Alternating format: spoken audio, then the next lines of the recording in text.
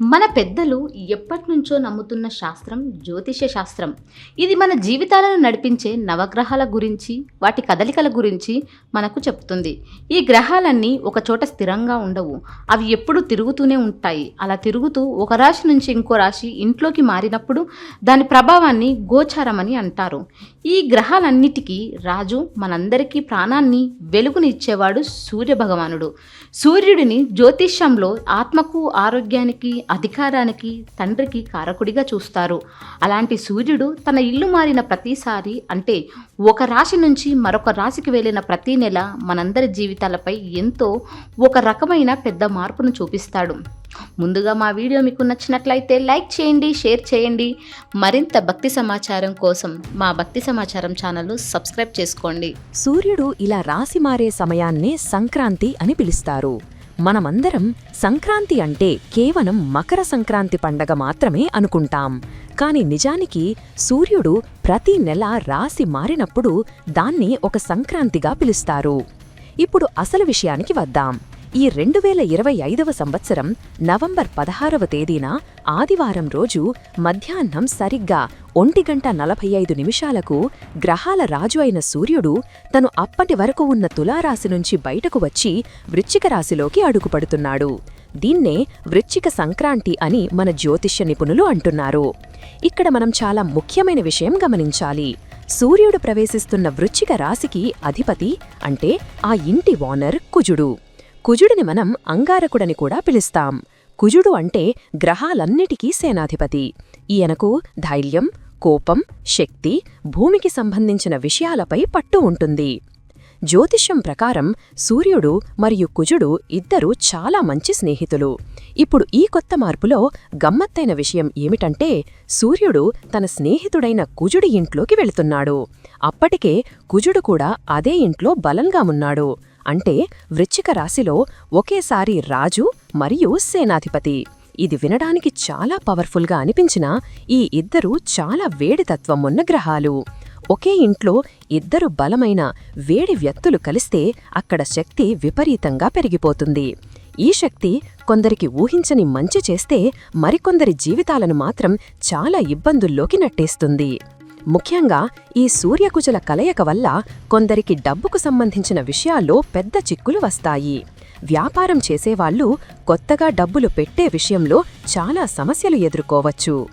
ఈ సూర్యుడి రాశి మార్పు వల్ల ఏ రాశుల వారు చాలా నెగటివ్ ఫలితాలను చూడబోతున్నారో, ఎవరు చాలా జాగ్రత్తగా ఉండాలో ఇప్పుడు ప్రతి రాశి గురించి వివరంగా లోతుగా తెలుసుకుందాం.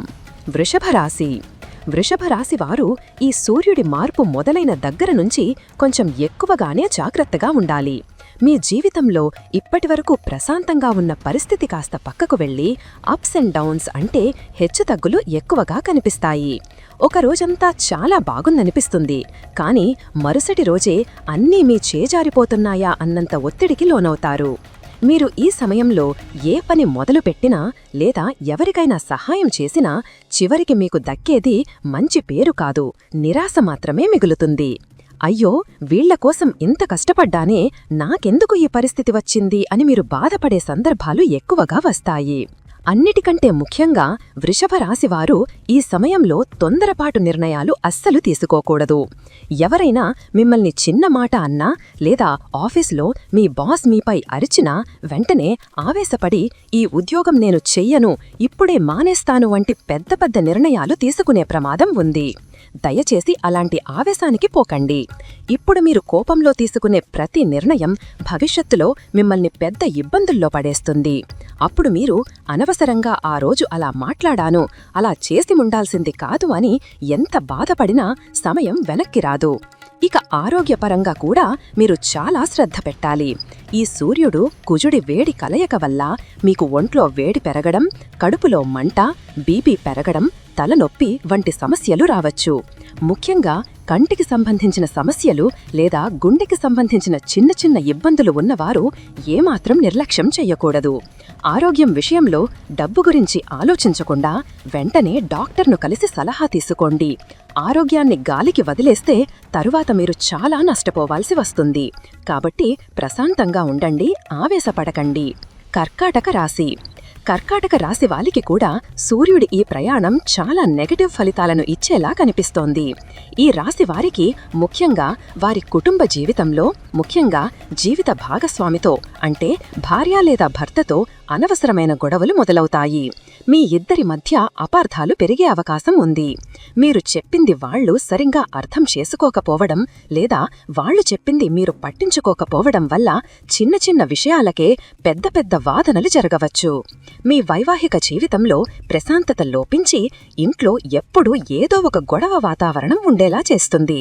కాబట్టి కర్కాటక రాశివారు ఈ సమయంలో ఎంత వీలైతే అంత మౌనంగా ఉండటానికి ప్రయత్నించాలి. అవతలివారు కోపంగా ఉన్నప్పుడు మీరు కూడా కోప్పడితే గొడవ పెద్దది అవడం తప్ప ఏమీ జరగదు. ఈ కుటుంబ గొడవల ప్రభావం మీ మానసిక ప్రశాంతతపై బలంగా పడుతుంది.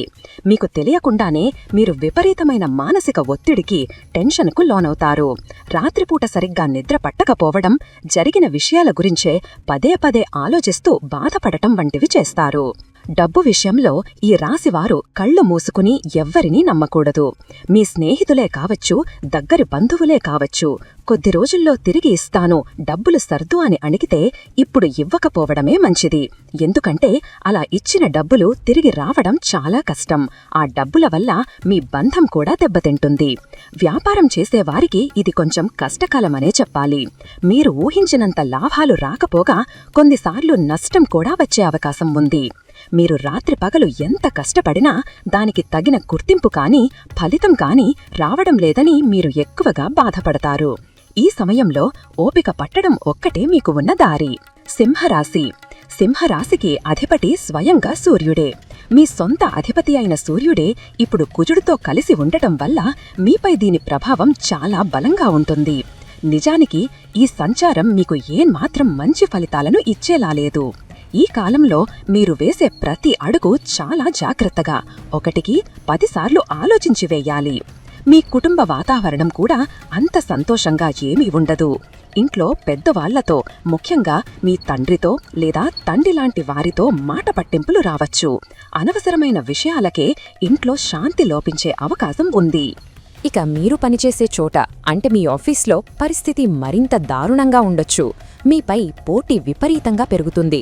మీతో పాటే పనిచేసేవాళ్లు మీ ముందు చాలా మంచిగా నటిస్తూనే మీ వెనక మీపై అధికారులకు మీ గురించి లేనిపోనివి చెప్పవచ్చు. అంటే ఆఫీస్ పాలిటిక్స్ ఎక్కువగా ఫేస్ చేస్తారు.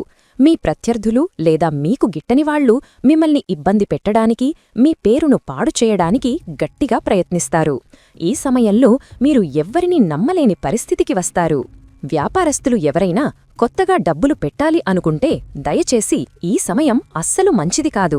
ఇప్పుడు పెట్టే పెట్టుబడి మీకు లాభాలను ఇవ్వకపోగా అసలుకే మోసం తెచ్చే ప్రమాదం ఉంది. రియల్ ఎస్టేట్ వంటి విషయాల్లో చాలా జాగ్రత్తగా ఉండాలి. మీ కష్టానికి తగిన ఫలితం వెంటనే రాదు. మీరు 100% కష్టపడితే మీకు కేవలం 10% ఫలితం మాత్రమే దక్కుతుంది. దీనివల్ల మీరు చాలా నిరాశకు లోనవుతారు. కానీ ఇది కొద్ది రోజులు మాత్రమే అని గుర్తుంచుకుని ధైర్యంగా నిలబడాలి. ధనస్సు రాశి. ధనస్సు రాశివారికి కూడా సూర్యుడి ఈ రాశి మార్పు వల్ల చాలా చెడు ఫలితాలు ఎదురయ్యే అవకాశం ఉంది. ఈ రాశివారిపై ముఖ్యంగా పని ఒత్తిడి విపరీతంగా పెరిగిపోతుంది. మీరు చేసే ఉద్యోగంలో టార్గెట్లు, డెడ్లైన్లు అంటూ మీ పై అధికారులు మిమ్మల్ని నిరంతరం ఒత్తిడికి గురిచేస్తారు. మీరు ఎంత ప్రశాంతంగా పనిచేసుకుందామనుకున్నా ఏదో ఒక కొత్త సమస్య వచ్చి మీ నెత్తిమీద పడుతుంది. మీరు చేసే ప్రయత్నాలన్నీ చివరి నిమిషంలో ఫెయిల్ అయ్యే అవకాశం ఉంది. అంతా అయిపోయింది, ఈ పని పూర్తయింది అని మీరు అనుకునే లోపే అందులో ఏదో ఒక లోపం బయటపడి మళ్లీ మొదటి నుంచి చెయ్యాల్సి రావచ్చు. మీకు ఏవైనా కోర్టుకు సంబంధించిన కేసులు, గొడవలు లేదా లీగల్ సమస్యలు నడుస్తుంటే వాటిలో ఫలితాలు మీకు అనుకూలంగా రాకపోవచ్చు. తీర్పు మీకు వ్యతిరేకంగా వచ్చే అవకాశం ఉంది. లేదా కేసు మరింత ఆలస్యం కావచ్చు. ప్రస్తుతమున్న ఉద్యోగం నచ్చక కొత్త ఉద్యోగం మార్చాలనుకునేవారు ఉంటారు కదా, అలాంటివారు మరిన్ని ప్రయత్నాలు చెయ్యాల్సి ఉంటుంది. మీరు అనుకున్నంత సులభంగా ఇప్పుడు కొత్త ఉద్యోగం రాదు. వచ్చినా అది పాతదానికంటే ఇబ్బందికరంగా ఉండవచ్చు. కాబట్టి కొద్ది రోజులపాటు ఉన్న చోటనే సర్దుకుపోవడం మంచిది. ఈ కష్టకాలంలో కనీసం స్నేహితులైనా ఆదుకుంటారు, వారి సపోర్ట్ దొరుకుతుంది అని మీరు ఆశించవచ్చు.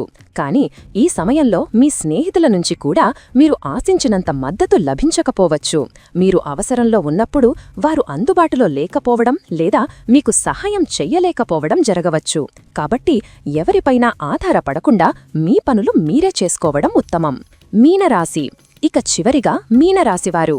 సూర్యుడు ఈ సంచారం వేళ మీరు చాలా జాగ్రత్తగా ఉండాల్సిన సమయమిది. ఈ కాలంలో మీ ఖర్చులు మీరు అదుపు చెయ్యలేనంతగా పెరిగిపోతాయి. మీరు అసలు ఊహించని ఖర్చులు ఒక్కసారిగా మీ ముందుకు వచ్చి నిలబడతాయి. అనవసరమైన వస్తువులు కొనడం లేదా ఇంట్లో ఉన్న వస్తువులు రిపేరుకు రావడం, బండి రిపేర్లు లేదా దారుణంగా హాస్పిటల్ ఖర్చులు వంటివి మీ జేబుకు పెద్ద చిల్లు పెడతాయి. మీ చేతిలో డబ్బు నిలవదు, వచ్చిన డబ్బు వచ్చినట్టే ఖర్చయిపోతుంది. మీ బంధువులతో కూడా కొన్ని పాత గొడవలు మళ్లీ మొదలయ్యే అవకాశముంది. ఆస్తి తగాదాలు లేదా పాత మాటల వల్ల ఇప్పుడు కొత్తగా సమస్యలు రావచ్చు. ఈ సమయంలో మీరు ఎంత వీలైతే అంత అనవసరమైన వాదనలకు దూరంగా ఉండండి. ఎవరైనా మిమ్మల్ని కావాలని రెచ్చగొట్టినా మీరు మౌనంగా ఉండి అక్కడి నుంచి వెళ్ళిపోవడం చాలా మంచిది. లేదంటే చిన్న మాట పెద్ద గొడవగా మారి మీ పరువుకు ఇబ్బంది కావచ్చు.